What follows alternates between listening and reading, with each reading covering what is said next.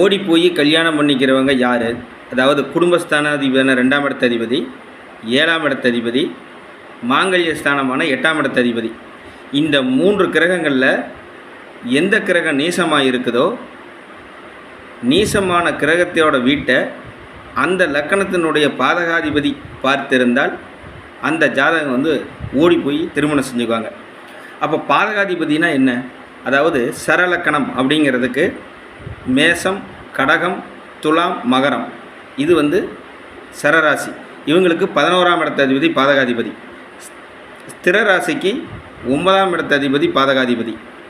உபய லக்கணங்கள், உபய ராசின்னு சொல்கிறோம் இல்லையா, குருவினுடைய ராசியும் புதனோட ராசியும், இவர்களுக்கு 7ஆம் இடத்த அதிபதி பாதகாதிபதி. அப்போது இந்த பாதகாதிபதி நீசமான கிரகத்தோட வீட்டை பார்த்துட்டா அவங்க ஓடி போய் கல்யாணம் பண்ணிக்குவாங்க.